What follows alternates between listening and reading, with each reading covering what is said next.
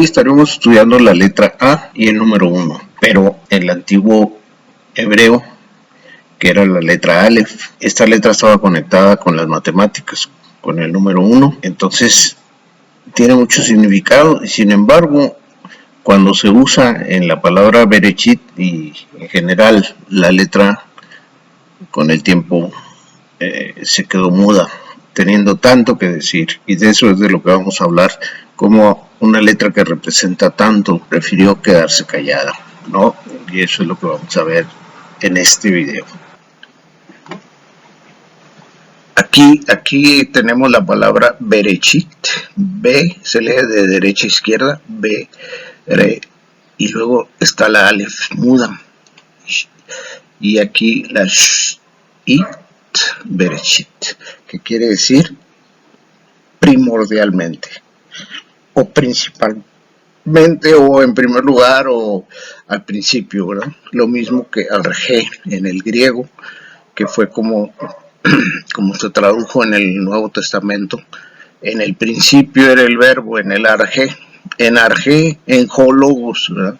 Se va traduciendo ya el Nuevo Testamento, y bueno, pues así es que esto ya lo vimos en grabaciones pasadas, que bien puede leerse el versículo 1 en lugar de leer en el principio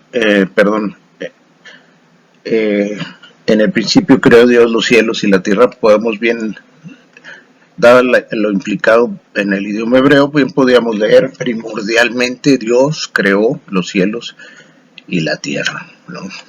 Pero bueno, también es válido la traducción que se ha hecho. En el principio creó Dios, bueno, a excepción de el cielo, le pusieron varias de las traducciones, pero es una palabra plural, y sí es importante mantenerla en plural, porque pues imagínense, Pablo fue llevado al tercer cielo, y si hemos reducido los cielos a un cielo, pues no se va a entender esa escritura y otras muchas, ¿no? Pero entonces, en el principio creó Dios los cielos y la tierra. Esta interpretación parte de la cosmovisión hebrea, donde el tiempo y el espacio convergen en un continuo, como ha descubierto Einstein últimamente en el siglo antepasado, pero para los hebreos era un continuo, el tiempo y el espacio. Entonces, por eso bien se puede traducir en el principio creó Dios los cielos y la tierra, o bien pudiera leerse, como dijimos anteriormente, primordialmente creó Dios los cielos y la tierra. Bueno,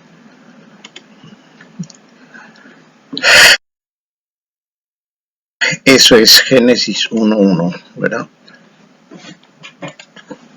Y aquí tenemos lo que hemos visto en grabaciones anteriores. Esta es la palabra Bereshit en hebreo, y así se translitera y así se escribe en el hebreo arcaico. Bien, es solo un recordatorio. Ahora vamos al silencio. ¿Qué tan importante es el silencio? Bueno, hasta la música lo sabe, ¿no? Porque ¿qué pasaría si en la música no hay silencios? Pues tampoco hay música, ¿verdad? Se vuelve un ruido. Y en la vida es igual. Por eso el día de descanso es tan importante, para que se retome la visión de lo importante, etcétera. Y bueno, pues el silencio lo vemos muy necesario en todas las áreas. Quisiera ilustrarles este punto así contundentemente con dos ejemplos, pero para eso tengo que transportarme al campo de la filosofía, pero ahí es donde muchos tienen trabas y se topan. Dicen, no, es que la filosofía es del enemigo, pero miren, veamos a ver qué dicen las escrituras sobre la filosofía. Que filosofía quiere decir amor a la sabiduría. Filos es amor, sofía es sabiduría. Entonces, bueno, la filosofía es amor a la sabiduría. Mira lo que dice la escritura: oye, hijo mío, y sé sabio, y endereza tu corazón al camino. Sé sabio, hijo mío, y alegra mi corazón. Entonces, ahí vemos que es enteramente congruente con las escrituras la filosofía.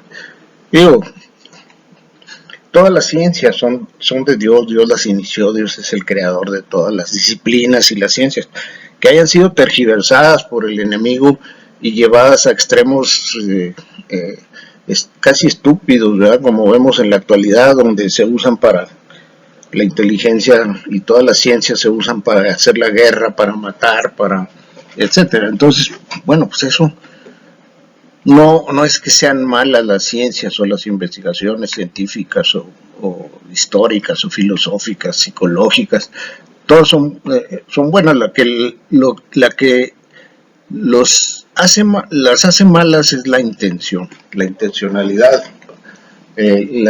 la meta con la que se usan, ¿verdad? Entonces, bueno, una vez dicho esto, pues vamos a ver que también la sabiduría es de Dios, pero el enemigo la torna en astucia y en engaño, ¿no? Y hay nada menos que 246 menciones a la sabiduría en la Biblia.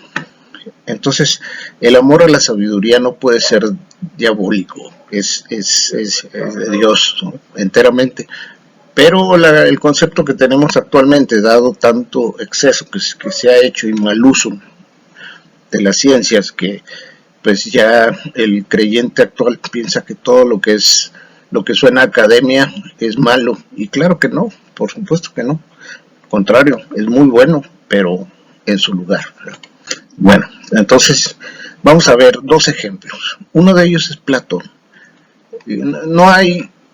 Bueno, Platón es increíble, ¿verdad? Porque él se dedicó a investigar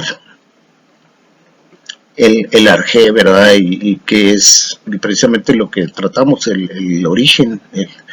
Y buscó en el arjé y encuentra que el arjé era la fuente de todo rango y valor para él, ¿verdad? Así como vimos que Bereshit significa rango, primacía, algo que es principal, ¿verdad? Entonces es lo mismo, arjé en griego es lo mismo que Bereshit en hebreo. Y Platón tendía a buscar la raíz de todo el conocimiento y la sabiduría, y va a dar con el arjé. Y la escritura, por ejemplo, en el Nuevo Testamento nos dice que en el arjé era el verbo, y el verbo estaba con Dios, y el verbo era Dios, y el verbo pues se hizo carne. Entonces, esto que descubre Platón es muy importante y no deja de ser bíblico. Por algo San Agustín encontró tanta similitud en el pensamiento de Platón, ¿verdad? Etcétera. Y miren, A.N. Whitehead puso la siguiente nota en una contraportada de uno de los libros de Platón. Dice: toda la filosofía occidental es una serie de notas a pie de página de las obras de Platón, nada más y nada menos. Toda la filosofía occidental es una serie de notas a pie de página de las obras de Platón. A tal grado escribía ese filósofo. Pero este filósofo escribió en contra de lo que le decía su maestro, Sócrates, que fue un sencillo hombre de a pie que andaba con sandalias en la plaza del pueblo, ayudándole a la gente a revisar sus fundamentos, los fundamentos de sus creencias, utilizando un método que aprendió de su madre, que era partera, así como la madre les ayudaba a dar a luz a las mujeres, pues Sócrates le ayudaba a la gente a dar a luz las bases en las que estaba fundamentada su visión de la vida, su cosmovisión, su manera de ver la realidad. Y muchos encontraban que no tenían bases, y por eso lo odiaban y llegaron al grado de acusarlo y darle muerte a través del veneno, de la cicuta en alguna ocasión.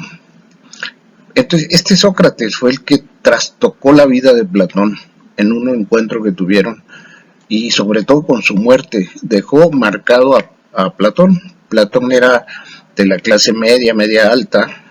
Sócrates era muy sencillo, del pueblo. Pero Platón, siendo un dramaturgo impresionante, deja todo lo que está haciendo por ponerse a escribir unos dramas que se conocieron como los diálogos de Platón, y en todos ellos el personaje principal es Sócrates. Entonces habla de Sócrates, y Sócrates, que le enseña todo a ese hombre cuya filosofía hace ver a todas las demás como un pie de página de sus obras. Ese Sócrates, que le enseña todo a Platón, sale con lo siguiente: solo sé que no sé nada. Entonces, el que más sabía en aquella época era él, pero era tanto en la percepción de su ignorancia o de lo que le faltaba saber, que esto concluyó. Entonces, realmente era un hombre sencillo. Pero lo que lo hace más sorprendente es que él mismo recibe enseñanza de una mujer. El verdadero filósofo pues no tiene problema con recibir enseñanza de una mujer, ¿verdad? Porque pues, la mujer también está hecha a la imagen de Dios, y en este caso Diótima de Mantinea le enseña a Sócrates sobre el amor y sobre la belleza en sí, el fundamento de alcances del amor y de la belleza, ¿no? Una mujer increíble, pero es mencionada solo una en el banquete, en el diálogo del banquete, y pues mínimo, no se encuentran ni siquiera biografías de ella, y todo está velado, o tal vez porque era mujer, no sé. Pero de que fue contundente su enseñanza, pues fue transmitida a Sócrates y luego a Platón, y de allí a todo Occidente, ¿no? Pero lo más tremendo de todo es que toda esta maravilla que escribió Platón y que habló Sócrates y que le enseñó Diótima, Platón deja unos silencios que dan a entender lo que estábamos tratando ahorita con la letra esta, que prefiere enmudecerse de tanto que tiene que decir. Y entonces hay una secuencia en la comunicación que va increciendo hasta que llega al punto donde es inexpresable lo que hay que decir, y muchas veces el silencio es lo mejor. Para entender esto, pues los voy a llevar a la vida de otro filósofo. En este caso, mucho tiempo después, en Alemania, viene no fue en Alemania, sino en Austria, un austriaco, un filósofo, Ludwig Wittgenstein, que marca la historia del pensamiento occidental con el parteaguas del giro lingüístico. ¿Y qué significa esto? Bueno, pues la experiencia de la vida de Ludwig Wittgenstein, que fue un filósofo muy importante de finales del siglo XIX y principios del XX, que coloca a él un parteaguas en el pensamiento contemporáneo y en cierta forma marca la pauta de los tres movimientos lingüísticos importantes. El énfasis, número uno, el énfasis en el aspecto lógico del lenguaje en la primera etapa, es decir, la relación que tiene con las matemáticas, como lo mostrábamos en la letra Aleph hebrea, ¿verdad? Que está ligada íntimamente al número uno. Bien, a eso se dedica la primera parte de su trayectoria. Después, el enfoque del uso mismo del lenguaje en la segunda etapa, y con ello el énfasis en la interpretación y en la hermenéutica. Y la tercera etapa, que no muchos reconocen, pero no por ello es menos importante, el interés que pone él en lo que no alcanza a decir el lenguaje, lo que callan las palabras, lo místico. Decía él que de aquello de lo que no se puede hablar, debe uno guardar silencio. Ese es el punto que queremos ilustrar con la vida de este filósofo, ¿no? Entonces, bueno, pues aquí tocaremos en forma breve en este pequeño ensayo, en esta pequeña exposición, de manera más enunciativa que profunda cada uno de estos aspectos, dado el tiempo y el espacio con el que se cuenta, y a la vez mencionaremos algunos de los aspectos de la vida de Ludwig que vierten algo de luz sobre la obra, ¿no? El giro lingüístico al que se refiere comúnmente por la expresión inglesa linguistic turn es en su origen una expresión por la cual Gustav Bergman designaba en 1953 una manera de hacer filosofía iniciada por Ludwig Wittgenstein en su Tractatus Lógico-Philosophicus. De una manera general se trata de un cambio metodológico y sustancial que afirma que el trabajo conceptual de la filosofía no puede lograrse sin un análisis previo del lenguaje, ¿no? Bueno, Ludwig Joseph Johann Wittgenstein en Viena nace el 26 de abril de 1889 y muere en Cambridge 29 de abril de 1951. Fue un filósofo, un matemático, lingüista y lógico austriaco, posteriormente nacionalizado británico. Publicó el Tractatus Lógico-Filosófico, que influyó en gran medida a los positivistas lógicos del Círculo de Viena, movimiento del que nunca se consideró miembro.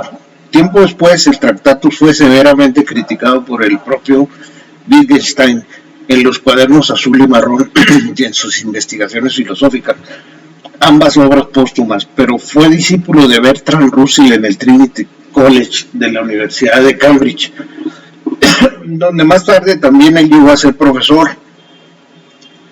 Pero miren, les voy a platicar una anécdota. Cuentan que al entrevistarse con Russell por primera vez, Ludwig lo abordó como sigue: ¿crees que soy un absoluto idiota? Porque si lo soy, seré astronauta, y si no, filósofo. Y Russell lo hizo escribir un ensayo para decidir. En cuanto leyó la primera línea, descubrió su genialidad. Bueno, Ludwig literalmente se calla por algunos años y se aleja de la filosofía por considerarla caso cerrado después que hizo el Tractatus. Nunca está de acuerdo con la introducción que a su obra le hace Russell, pues se siente incomprendido. Trabaja de maestro en escuelas pueblerinas en la campiña austriaca y se enlista en el ejército, y en plena guerra encuentra en un lejano poblado un pequeño librito de Tolstoy, que era el único que quedaba en la librería en tiempos de guerra. Era el Nuevo Testamento, comentado por León Tolstoy. Este trastoca su existencia justo ante la cara de la misma muerte. Su vida se abre a otras dimensiones que, si bien no deben ser tanto habladas como mostradas, no por ello dejan de ser reales. Pero el siguiente paso que da es una autocrítica a su obra primera y resurge con otra obra alrededor de 16 años después, denominada Investigaciones Filosóficas, que es la segunda parte de su trayectoria. Y dice algo así, ¿no? Dice: me es indiferente que el científico occidental típico me comprenda o me valore, ya que no comprende el espíritu con el que escribo. Nuestra civilización, dice, se caracteriza por la palabra progreso. El progreso es su forma, no una de sus cualidades, el progresar. Es típicamente constructiva, su actividad estriba en construir un producto cada vez más complicado, y aún la claridad está al servicio de este fin. No es un fin en sí. Para mí, por el contrario, la claridad, la transparencia es un fin en sí. Sobre todo es interesante el siguiente comentario, donde de plano abre la puerta a la dimensión de lo que las meras palabras no pueden expresar, que es a lo que vamos. Él, que había sido el ícono del giro lingüístico, decía esto: mi obra se compone de dos partes, fíjense, de la que aquí aparece y de todo aquello que no he escrito aún. Y precisamente esta segunda parte es la más importante. Entonces, mi libro en efecto delimita por dentro lo ético, por así decirlo, y estoy convencido de que estrictamente solo puede delimitarse así. Creo en una palabra que todo aquello sobre lo que muchos hoy parlotean, lo he puesto en evidencia yo en mi libro guardando silencio sobre ello. Le aconsejaría ahora leer el prólogo y el final, puesto que son ellos los que expresan con mayor inmediatez el sentido. De lo que no se puede hablar, mejor es callarse, decían. Esta frase, dicho por alguien que convenció al mundo que todo giraba alrededor del lenguaje, pesa lo que vale, y también lo que vela. Ese mundo cuántico que está por abrirse, por un lado, pero más directamente el valor supremo de este misticismo que después de sensibilizarse con el sufrimiento de la guerra, lo hizo pensar mucho más en lo que no se puede ver de la realidad y en lo inenarrable e indecible. Por supuesto, esto genera una ola de pensadores del misticismo, y así como su primera etapa había generado de otra ola de científicos del lenguaje, y su segunda etapa había detonado una ola de hermeneutas, de todo lo cual sería interesante hablar en otra ocasión, pero vale la pena recordar algunas palabras.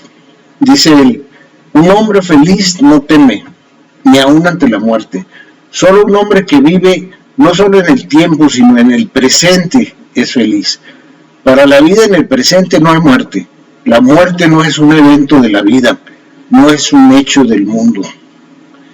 Díganles que tuvo una vida feliz. Bueno, ahora sí concluyamos todo lo que hemos visto en este video. Primero que nada empezamos con examinando la letra Aleph, ¿verdad? Que está unida al número 1 y que con eso nos está diciendo que el lenguaje y las matemáticas son uno. Y no solo eso, sino que es la letra que representa a Dios, ¿verdad? Por la fuerza del toro antiguo que pues los egipcios, los israelitas por allá consideraban uno de los animales más poderosos, y de alguna forma lo relacionaban con el poderío de Dios. Y bueno, entonces la letra esta era Aleph, quiere decir buey, toro, y está tratando de representar a Dios en cierta forma, y como tal pues es demasiado para contener y para representar, y por lo tanto la letra se queda muda, como nos pasa a todos los que buscamos acercarnos al inmarcesible, inconmensurable, maravilloso Dios, ¿verdad? Pero bueno, entonces esto nos lleva a ciertas consideraciones, que hay cosas que están escritas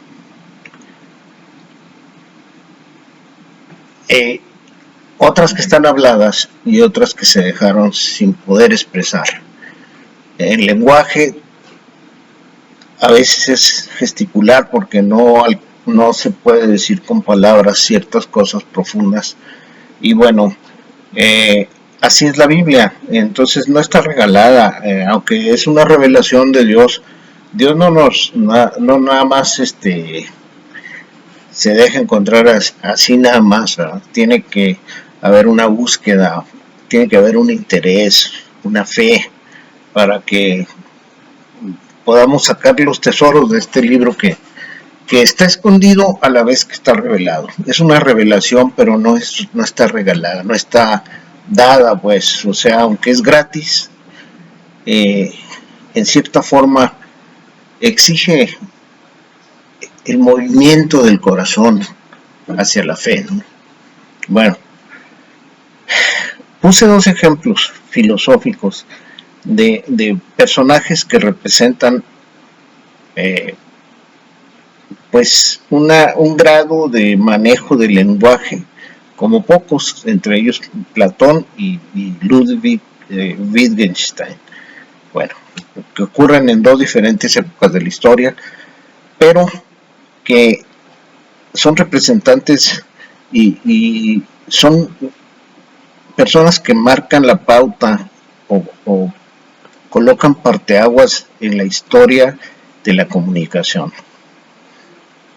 del lenguaje, ¿verdad? Platón, que como dice el comentarista, sirve, todas las demás obras son como una nota a pie de página de las obras de Platón.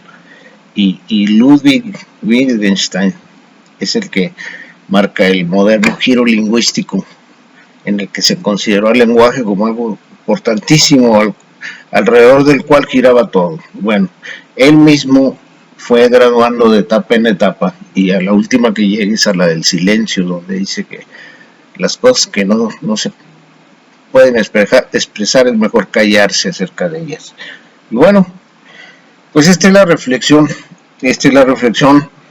que pues nos lleve a pensar, ¿verdad? Que la Biblia no está regalada en el sentido malo de abaratarla. O sea, es un libro como una mina que hay que buscar, minar, ¿verdad? Escudriñar para encontrar los tesoros que hay ahí. Y muchos tesoros están escondidos en los silencios de Dios. Otros en la palabra implicada, que está escrita ahí, pero lo escrito es solamente un contenedor de lo hablado. Dice San Juan que si se escribieran todos los libros de todas las cosas que Jesús anduvo haciendo durante los 3 años que estuvo aquí, no cabrían los libros, ¿verdad? En el mundo entero, en el planeta entero. Es como el ADN, ¿verdad? Encierra tanta información en tan poco espacio que es imposible manejarlo, ¿no? Entonces esto nos lleva a maravillarnos. El rasgo fundamental de la teología es el asombro. Cuando se pierde el asombro, se pierde la teología, se pierde el interés, la proporción. Logos no solo es palabra, también es proporción matemática, ¿verdad? Y cuando se pierde la proporción, pues se pierde el logos, la conexión con el verbo de Dios, con el matiz de las cosas, el equilibrio de las cosas. Y bueno, pues todas estas reflexiones salen de esa letra que enmudeció de asombro. Espero que les sirva esta reflexión. Y bueno, pues si ven en la utilidad de esto y que más gente lo conozca y que pueda beneficiarse con estos estudios que les estamos pues prácticamente regalando, ofreciendo gratuitamente, al menos publíquenlos, compártanlos o denle clic ahí al me gusta o algo y pues suscríbanse y comuníquenlos a los amigos para que pues otras gentes reciban este beneficio, ¿no? Que estén bien, mucho gusto, hasta luego.